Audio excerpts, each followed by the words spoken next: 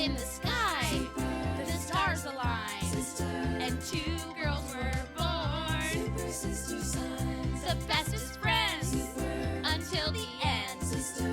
Cancer and Capricorn. Welcome back to Super Sister Signs, a best friends podcast where we talk life, love, and a little bit of astrology. I am your no-nonsense Capricorn co-host, Juanita. And I am your cozy, compassionate Cancer co-host, Brooke. We're still in Cancer season. Yeah. And all I can think about is the Cancer contestant on Love Island being such a Cancer. He's being such a Cancer. Right? He is just weeping about how in love he is with his couple. Mm-hmm. And last night, spoiler, asked Trinity to be boyfriend and girlfriend. It was really, really sweet. They were on a boat. There was champagne. He's just such a sweet. He's such a Cancer. Yeah, it's really nice. He just when he was separated from Trinity, he just looked convalescent in his bed. He was so distraught.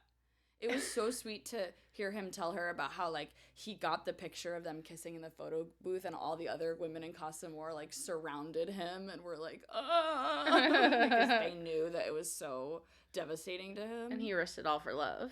Yeah, isn't that what it's about? Yeah, Zach, his friend, asked me, do you think you're going down the love road? He goes, it's isn't that what this is about? Isn't that the point? Isn't that the point? Oh, and it was such a beautiful reunion when they got reunited after Casa Amor. He was crying, she was crying, I was crying. And it wasn't lost on me that, so Trinity, she's giving her speech about how much she missed Bryce and, she's, whatever.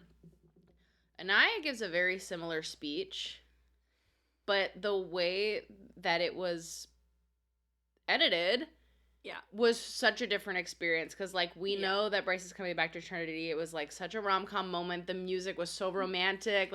He ran to her. They're weeping. We're weeping. I was boo-hooing. I was literally scream-sobbing watching it. And then Anaya, we know the dramatic irony of it all is that we know that Casey is coming back with TT. And the men know. And the men know. And they're just sitting there at the fire pit, grimacing. And as she's giving her speech about, taking a risk for love. And they just edit together, all of, close-ups of all of the men. And the music is, from a horror movie. It's thriller music. It's oh my God, the killer is in the house. And then he comes into the house. What great television. Sorry to anyone who doesn't watch. I just had to get that off my chest. By the time this comes out, that all this stuff happened, a week ago. No, not in a spoiler way. I'm sorry if you don't watch this show and this is boring to you. Oh my God, I'm sorry too. You should start watching. It's awesome. It's awesome. It's awesome. I'm loving it. I feel like we were talking before we started recording about what the hell we've even been doing the last week. We haven't been hanging out, but we've been clocking into the Love Island factory. Exactly. I think that's why it feels like I can't remember what I've done because I'm what? Every single day I'm clocking into the fact I'm going to my part-time job, which is watching Love Island. Uh-huh. For those of you who don't know, it's on every single night except for Wednesdays. Mm-hmm. Saturdays is it's called After Sun. It's where they speak to the islanders who have been dumped from the island. So it's not we're not in the villa. So there are 5 days a week where we don't have real episodes. Yeah. And before you ever start watching Love Island, you think to yourself, how could I possibly maintain this 5-day-a-week habit? People have asked. And then you start and you're like, what the fuck am I supposed to do on Wednesday? Yeah, literally. Huh? Well, I'll get to that actually, no, it doesn't come out on Wednesdays, so Brooke, cut this out. Never mind. What the fuck am I supposed to do on Wednesday? It's the most thrilling addiction. I am up way too late every single night just reading take after take after take. It's incredible. All I want to do is read discourse about this incredible sociological experiment. It feels so good to be caught up. Also, in past seasons, I think there were times where Joe and I would be 4 or 5 episodes behind and then binge them all on a weekend or something. No. It is so much. It's thrilling to be watching it at this appointment television. Yeah. Has always been exciting. Yes. And this, I think, is some of the biggest appointment television we've had in decades. It was so fun. So last night we had plans to watch Widow's Bay with you because Widow's Bay is not appointment television, but it feels like everyone is watching it right now. Like Mhm. there's an urgency, even though we watched it first. Just want to remind everyone. We watched it first. No one said anything to us. We said, No. "Oh, what's this?" Click. Click. Apple TV's done as well. Click. Having a blast. But so we were kind of behind on Widow's Bay because Love Factory, the Love Island factory is, I'm Churning. working overtime. Yeah. Like I don't have time to watch Widow's Bay. I have to punch my little card. I have to get to work on the conveyor belt. And you came over, and then Joe's best friend from college, Garrett, who is now our friend and lives here, was like, "What are you guys up to?" And we're like, "We're watching Widow's Bay," and he's also watching. So we're like, "Come over," and then he showed up, and he was like, You guys see the Love Island episode? Like, are we gonna watch that or what? And you were like, yeah, we have to. And then we just sat down, rewatched the previous. He didn't know episode, he was behind an episode. He was behind, and then we all watched the new episode together, and it was thrilling. It was awesome. It was like 3 hours of work, hard work, knocking back glasses of wine. This is not an original thought, but it is like live sports. Yeah. Oh my God. Yes. It's like it is. It feels live because everything just happened a couple days ago. Yeah, it might as well be happening right now. And we as the audience can influence what happens. Like the voting because it's happening pretty much in real time, the online chatter influences what happens in the villa because production wants a happy audience. And they like read the posts, they read the comments, they see who's rooting for who. It's very interesting. And then they are as explicit enough as to be like, America, make your vote. Like, yeah, vote for your favorite couple. And then there's an elimination. It's all very fascinating. Yeah, it's incredible. It's a gorgeous social experiment. Yeah. I love it. I love it so much. I love that the winner couples of the last 2 seasons, at least, of USA, are still together. No. Wait, no? No, Amaya Papaya and Brian broke up. Oh, that's okay. That's okay. We weren't voting for Brian. Serena and Cordell are still together, right? Yeah. That's I all believe I care so. about. Yeah, okay. yeah. Thank God. But last year we voted Amaya Papaya to the crown, not Brian. Yeah, she was just America's sweetheart. I kind of forgot about Brian, if I'm being honest. Yeah. Who was I thinking was the couple in that place? Nicolandria? Probably. Are they still together? No one knows. That's fun. And interesting. It's all they keep it all very vague. I love it. It's a topic of interest. It probably is not a real relationship, but I don't know. That's the question. But that's the question. Yeah. Or are they just private? Either way, I love Love Island. It is incredible, and I would do anything to keep watching it. I love monoculture. Yes. We don't have enough of it anymore because there's too many options. Yes. We don't live in a time where everyone is tuning in at 8 p.m. for the same thing anymore. This is why America is divided. And that is why America is divided. So if we can all just unite over Love Island. Love Island, please. Please.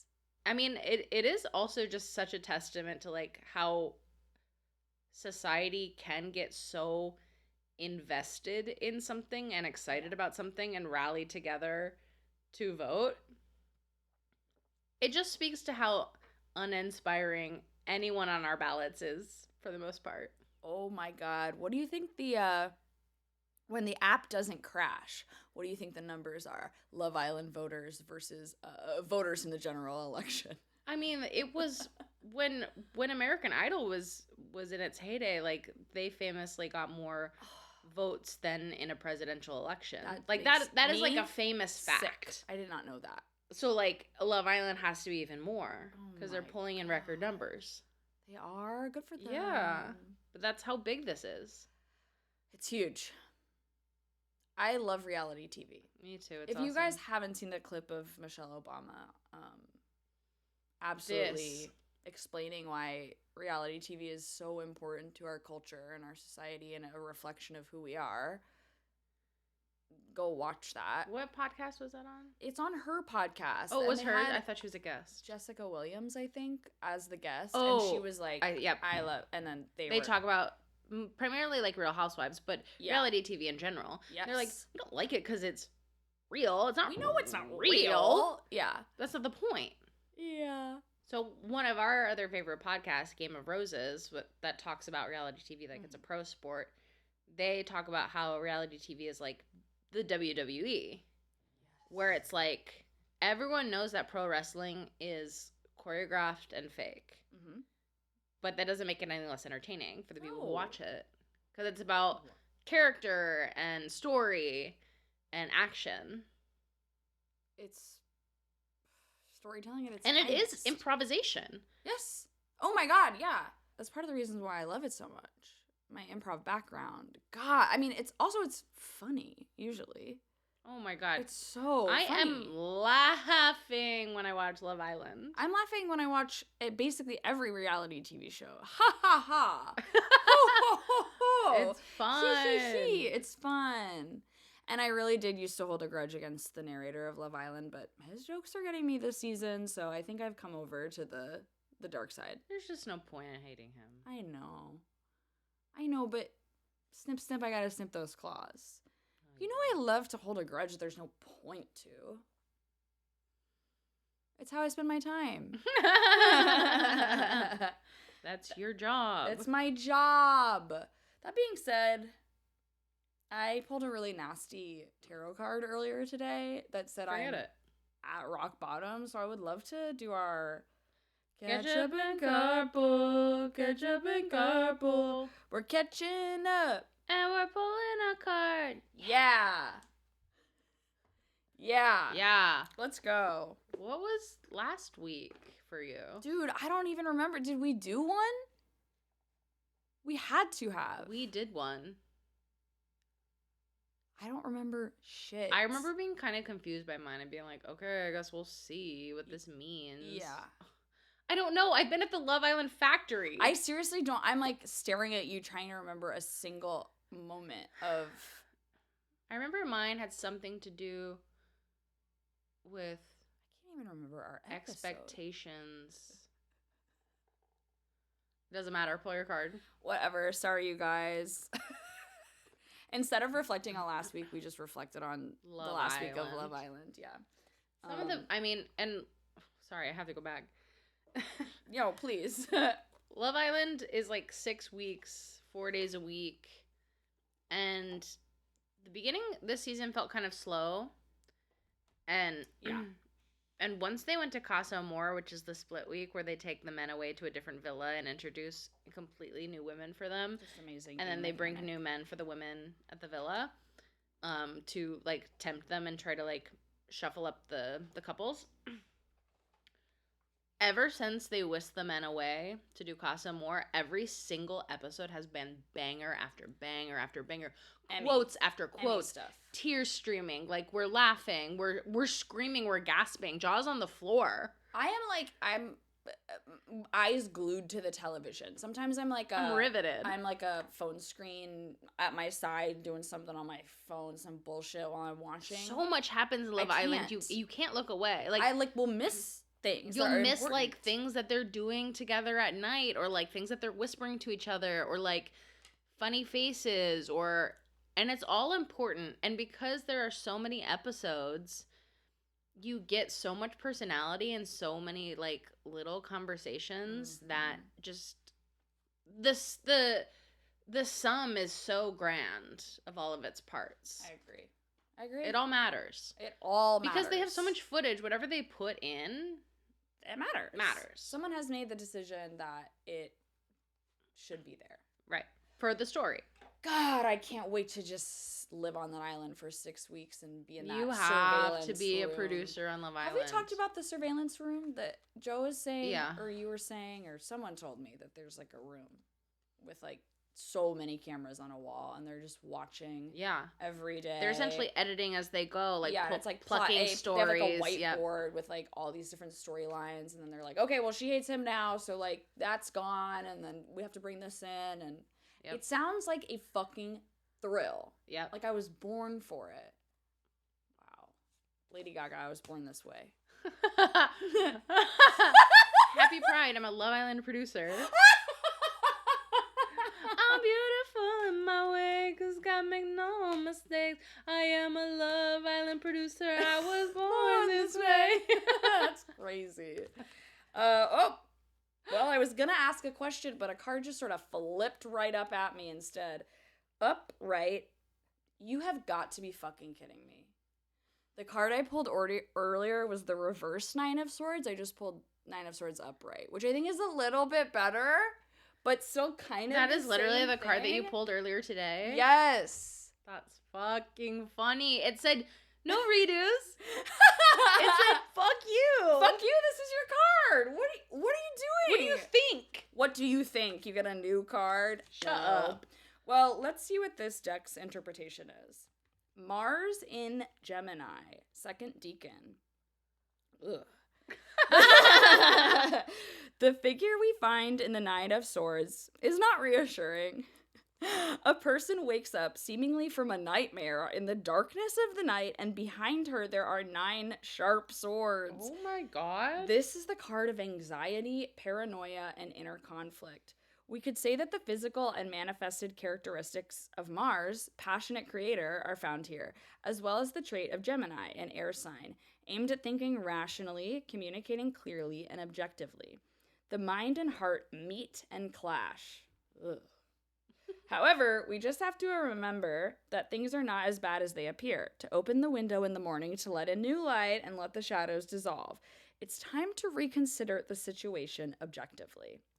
Keywords are nightmare, passion versus rationality, and need to take stock of the situation.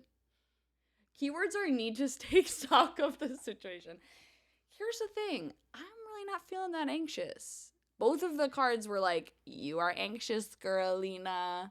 And she said, no, I'm on Lexapro. I said, no, I'm on Lexapro. But I won't say that I didn't wake up and feel a little stressed. Like, I woke up, I've had a really hard time getting out of bed the last 2 days. Like, I've just been, like, sleepy. And then there's, like, if I get out of bed, like, I will have a smoother day. But I don't really, like, have to. And so then I've just slept in until, like, 11. And then been sort of felt behind. Mm-hmm. I felt behind today. But I don't feel behind right now.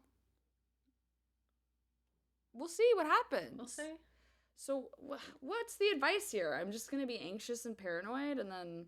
Things are not as bad as they seem. That's so true. And it's time to reconsider the situation objectively. Who knows what will happen? Who knows what will happen? Next week. That's so true. Maybe I'll have just an anxious week. And take a step back. It's fine. It's fine. It's fine. You'll do the storage units eventually.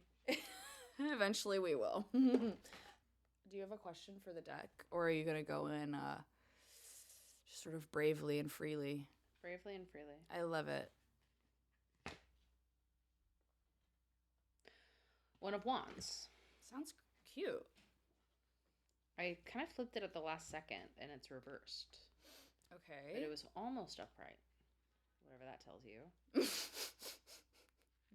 Hey, it's information. Knowledge is power. Well, okay, so it's reversed. Can you give me the RPG deck? I sure can. BRB. Aries, Leo, Sagittarius. Ace of Wands. Sorry to my tarot heads. So Aries, Leo, Sagittarius. Fire. Fire signs. The reverse. Distraction, delays. Jeez. When reversed, the ace suggests that you should pursue something new, but perhaps there are some issues with getting started.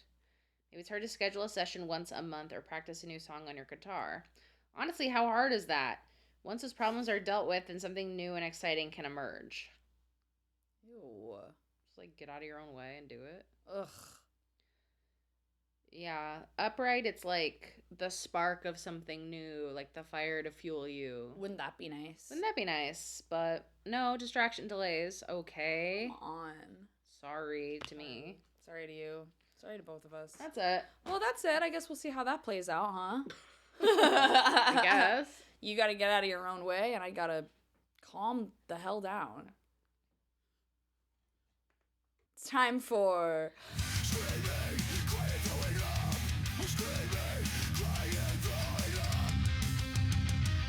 I know what I'm screaming about. Go ahead. I've got 2 screams. Go ahead. 2. Go ahead. One scream is kind of like a devastating update for you and for the listeners. If you'll recall, I got a really cool chicken head at TJ Maxx or whatever. Yeah, the glass chicken. Yes, the big glass chicken container. And I decided I think it would be really funny to store Lactaid in there. So I got all the Lactaid. I got a big box of Lactaid from Costco. And I cut them all up and I put them in the chicken head. Or it's really a chicken with like a little chicken head on top as the lid. And then I was trying to figure out exactly where in the kitchen it should go. Oh no. Yeah. And I was holding it. No. Why were you holding it and walking around? Why would you hold anything and walk around and not expect what happens next? That was my first mistake. My second mistake was picking up another object even. Why'd you do that? The chicken head obviously slid off the body and shattered to the floor. So now I've got a chicken body container that it looks not really like anything. Full of Lactaid. No chicken head in sight. Glass all over the floor? Glass all over the floor. But I was like working on stuff with Joe, so he helped me clean it up. And he helped me not beat myself up about it. I kept beating you up. I know. Don't carry things and walk around if you care about them. I learned my lesson. Did you? Prove it. You know what? I'm not even screaming. I'm crying about it. I'm crying. I'm sad. I'm sad too. That's so disappointing. And I shape up. Thank you. Shape up, actually. Thank you. I need someone to kind of put me in my place about it a little. In that moment, I needed someone to be nice to me, but now I need someone to You need to, like, the next time you pick up something, say, do I care about this? And will I be walking around? Put it down. Put it down. Now. The other thing I'm screaming about, which is actually thrilling, is that Next Gen NYC is back. I meant to text you. Have you been watching? Yeah. There's only one episode, right? Or two? Yes, I think there's only one so far. I got it, like, auto-played after something, and I said, oh my god, yes. Yes.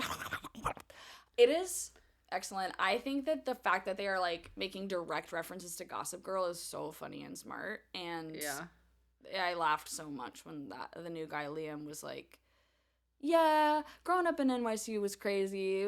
It was nothing like Gossip Girl, and it was everything like Gossip Girl. Some kids owned hotels.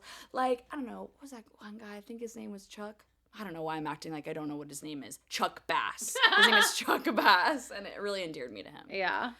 I love that show. I love Bravo. I love everything that they're doing. For those of you who don't know, Next Gen NYC is like the next generation of Real Housewives mostly. So it's like the Nepo babies of housewives dealing with their drama in New York City. And some of them are not housewives. Some of them are just like famous parents, which adds, I think, like a fun dynamic to the whole thing. It's incredible. And some of them don't have famous parents. They're just kind of like elite. Yeah, like Georgia is just sort of like... And Charlie, elite. Yeah. Oh, yeah. Well, and Charlie has a rich dad.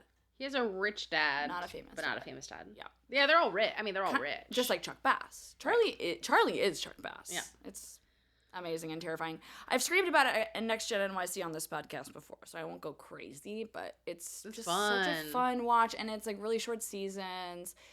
It's fun to see what that generation of freaks is up to. And so much seemingly happened in between the first and second season, so now they're really getting off to a fighting start. Yeah, like everyone's pissed at each other. It's awesome. It's so fun. What are you screaming and or crying and or throwing up about this week? You know what? I really am just crying because Love Island is so touching. Let's go. And I already touched on it, but I really can't emphasize how not only were tears streaming down my face when Bryce and Trinity made their speeches to each other and reunited and Bryce ran into her arms. I was boo-hooing. Mm-hmm. I was like... It was beautiful. Like, it was that. I'm not even exaggerating. I know. I was crying because the love was so beautiful. It is. I'm so happy for them. And then I also cried when Melanie was supporting Anaya after Anaya was humiliated in front of the group when Casey came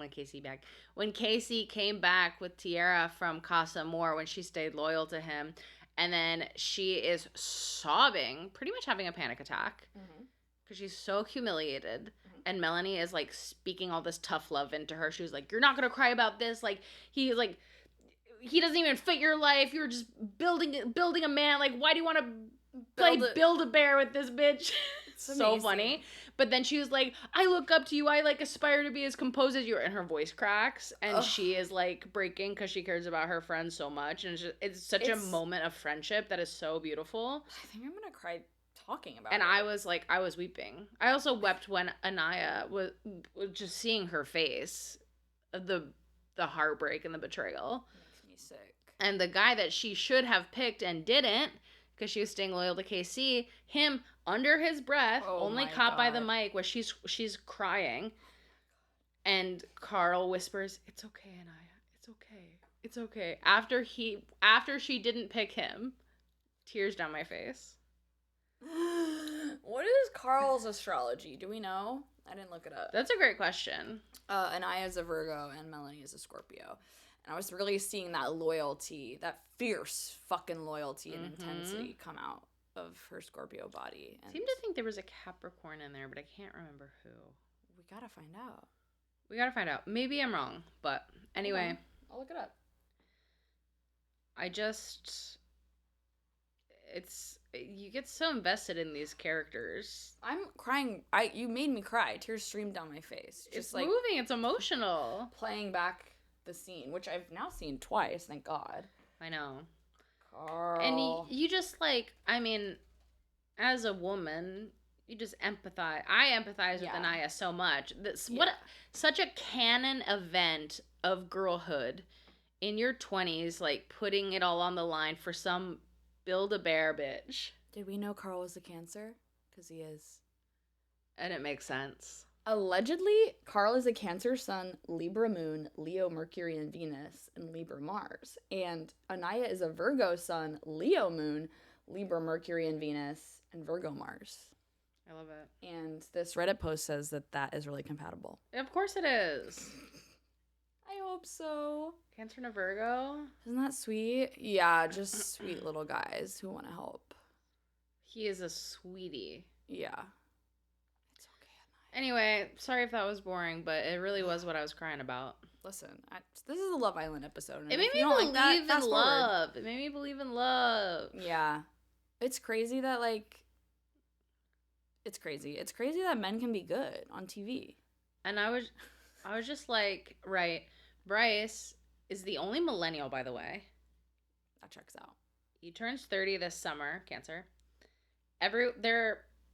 His couple, he's in a couple with a 22-year-old. Yeah.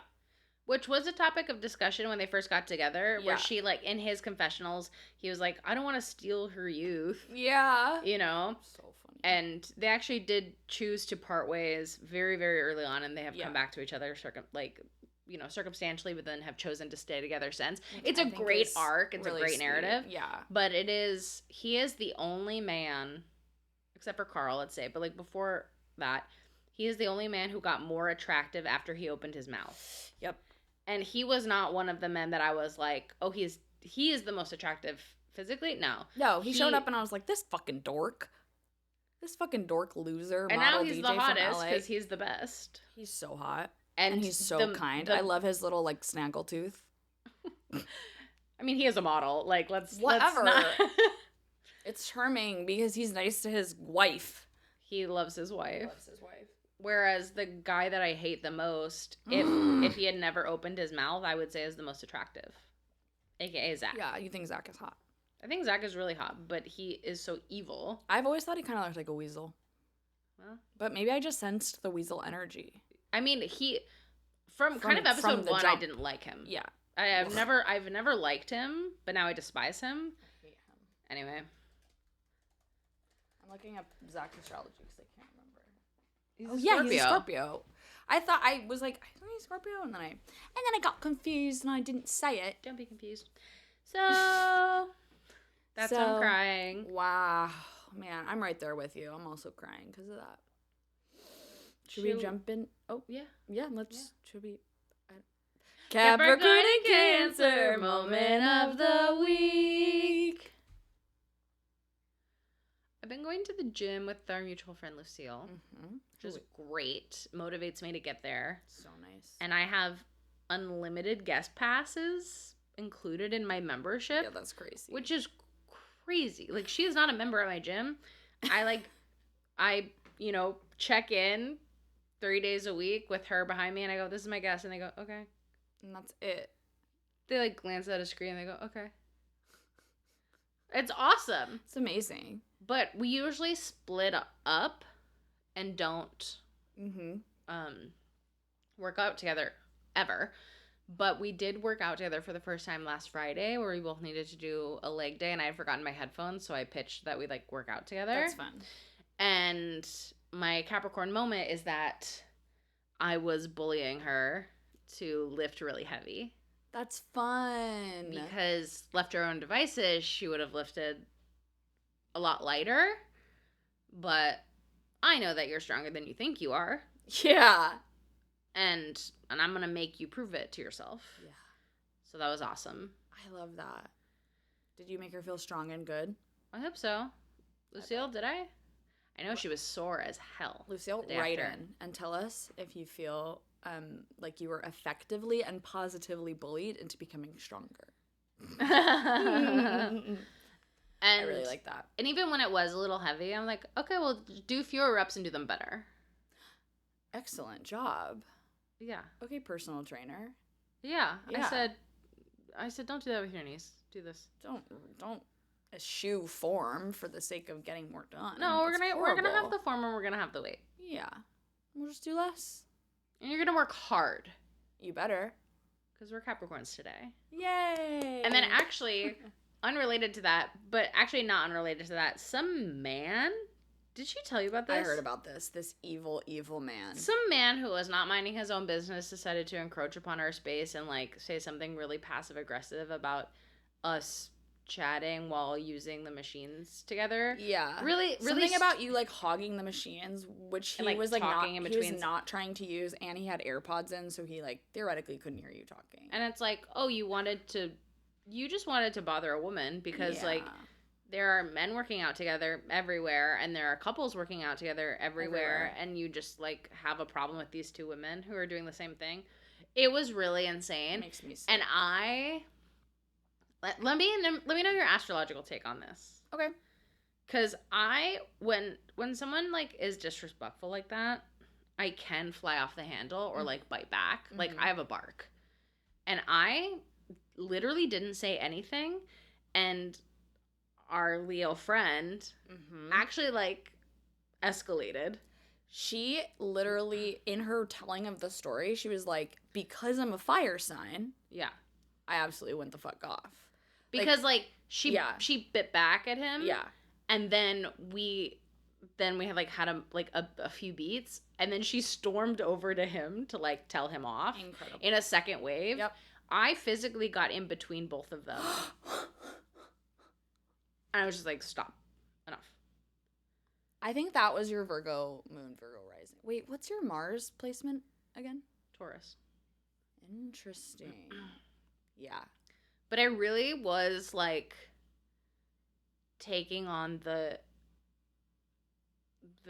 non-incendiary role. The Leo sun and the Scorpio moon involved here. We're firing each other up. And then the Capricorn sun and Virgo moon and I was like when Taurus you Mars throw like dirt on a campfire. Literally, I was gonna say literally exactly that. I said this can't be a forest fire. No, right now dirt through it. But that man should rot in hell. Rot in hell. But I thought that might be like another Capricorn moment. Definitely 100%, without a doubt. Dirt on the fire. Yeah. Said we can't do this here. You also can't get, like, at some point you're like, probably your Capricorn way in the back of your brain said, this deal where I get to take my friend to the gym for free? It was on my mind for sure. I said, I can't lose this privilege. No. We have to squash this now. We gotta protect the family. Yeah, we gotta protect the family. Your mafia. And I mean, to her credit, Lucille was also thinking about it. Like, she said that she would have gone off more but she was actively being like, I am a guest at Juanita's gym. Yeah. She's not crazy. No. God forbid anyone listens to this and goes, crazy. Lucille's not crazy. She's amazing and smart. A man And was she's just going being, through a tough time emotionally, and this man really just really picked rubbed her the wrong way. The wrong one. Picked the wrong one. Yeah. And men do that because they think they can pick on women. Why do they think that? Well, all the reasons, you know. Yeah, you're right. Probably come up with a few. Because they have for like thousands of years. They love it. They love it. Speaking of men picking on women, my Cancer moment of the week, I think, was probably when I was the shaman to our friend Samantha, another mutual friend and listener of the pod, decided that she was ready to start Vanderpump Rules. And I said, you got it. She was like, what I want to do is come over during the day and just put it on and just live in your living room basically and watch like basically the whole first season if possible. The only reason we didn't finish is because we had to go to well, actually that kind of continues my Cancer moment of the week. So I had kind of like a Cancer day of the week, we'll say. So on, I don't know, Thursday, I was like, okay, you're coming over. She came over around like 11:30 or noon. Our house was kind of a mess, but I only cleaned the living room. Like I vacuumed, I fluffed all the pillows. Bella had recently stolen this beautiful little reserved sign from like some place we were at, like some snooty bar that treated us badly. And she was like, here you go, like at the end of the night. And so I put the little reserved sign on the couch for Samantha. That's so and, cute. Like set up a bunch of snacks and was the reserve sign is darling. It was really funny. And I was just like, time to make this place a cave. I like turned all the lights purple and like turned on the AC and like closed off the pocket doors and was like, here you go. And she loved it. It is crazy how the men act on that show in every season, but season 1 in particular, like giving it a rewatch, I'm really like, Jax particularly is insane. And if any reality show is real, it's that one. Season 1 especially. These people have no media training. It's pre-social media. They've been friends for a decade. It's incredible. They're in real situations. They're often actually at work. It's awesome. Oh my god, it's so good. And we got through like a decent chunk of it. We got through the iconic Stassi's birthday in Vegas scene, which like so I was kind of having a Cancer. I was getting activated during this like season rewatch. Also, this is one of the reasons I cannot remember anything about our podcast episode from last week because I was editing it like while Samantha was watching out here, so I kept stopping to like see what was going on, and I'm like, I don't even know what our episode was about. Hope it was good, you guys. I hope you liked it. But she like Stassi. She breaks up with this man who is 10 years older than her and has been leeching off of her basically for the last 3 years. And her friends are like, her two best friends, a Capricorn and an Aquarius, are like, but you guys look so cute together. What? It infuriates me watching them, like, and to Stassi's credit, she stands her ground. Like, she's just like, why are you being bad friends right now? Like, I'm not going to go back to him. He treats me bad. And then, like, They're being so strange about it. They pick on, like, the guy she starts seeing. Who sucks. Like, it's actually one thing to, like, pick on the new guy your friend starts seeing right after a breakup because he sucks. And another thing to be like, but your ex-boyfriend who's shitty is, like, so cool and we're friends with him and it's, like, so weird that we can't all hang out now and, like, can't you just stay with him? Like, hello? So I was getting riled the fuck up because I was like, do not come for my friend Stassi like that. And then the birthday scene cut me to the quick because I had just had my birthday. And I was like, if my best friend's boyfriend, if I planned a trip to Vegas with all of my best friends and I had just broken up with like an older man who I'd been seeing for years that was like deeply enmeshed in my friend group and started seeing a new guy and we were all at dinner and my ex walked in because my friends had all like stowawayed him to Vegas and like made sure that he came to my birthday that I specifically uninvited him to. And then he like shakes everyone's hands and then says something shitty under his breath to like the guy that I'm seeing. And then that guy is like, "Why the fuck are you here?" And then everyone starts screaming that like my new like boyfriend or whatever has started the drama. And then my friend throws a drink on me and calls me a bitch. And everyone is like, "You are crazy." Schwartz did that. Yes, exactly. My friend's boyfriend. My friend's boyfriend. Yeah, because they were kind of friends too. Like, yeah, but mostly my friend's boyfriend. Like, that's worse. I would end my life. No, I wouldn't. I wouldn't end my life. I wouldn't give everyone that satisfaction. Mm-hmm. I would come for all my friends one by one and pluck. Wait, that's not even the end of it. So your best friend's boyfriend pours a drink on you, and then all of the men proceed to fight shirtless in the parking lot of this strip mall. Yep. Why are they shirtless? It's inexplicable. And it's amazing. Everyone even Frank leaves. Oh my God, they take a limo. They're supposed to all go back to the hotel in a limo together. And all of Stassi's friends, except for Frank, take the limo and go back without her, including Jax. And she's just like abandoned at the restaurant by herself on her birthday. Ooh, I was enraged. I was infuriated. Cancer birthday. Are you fucking kidding me?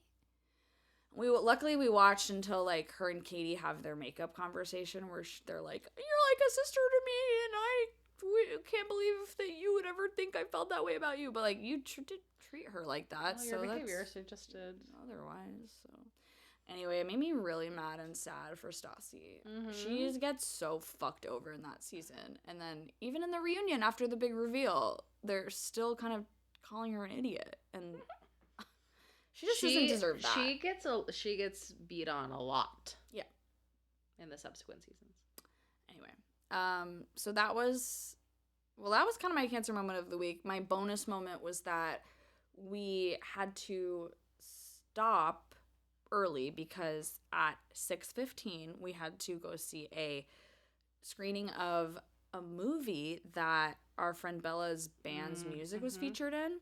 And I was like, yeah, I'm there, but I kind of like didn't retain any information about the event. I'm sure at some point I was told it was like a feature-length film, but I was like, truly had no idea what I was walking into. And we got there, and the lobby was so packed because it was like a film festival style, so it was like a whole bunch of screenings going on. The movie was like an hour and 15 minutes or something. It was made for me. It was a movie about female friendship. Perfect. It was like coming of age film, just like fun, best friends, like group of women, friends, mom, daughter, relationship, complicated.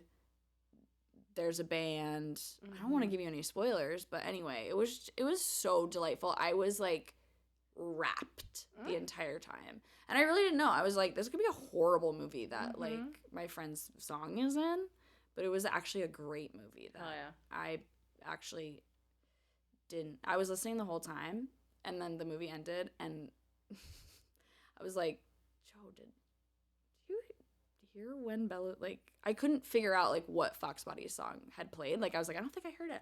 And then like chatter from down the row came down because Bella's the lead singer for this band, and the drummer Adam was there, and they both were like, I didn't hear it. And then I think Lucille, who's also there, was like, it was in the background of like, it was like in the background of a scene, so it was like diegetic music I didn't pick up on because I was too busy paying attention to the performances and the dialogue. And there was a character who I was like, this is my track. If I was 15 years younger, this is who I would be.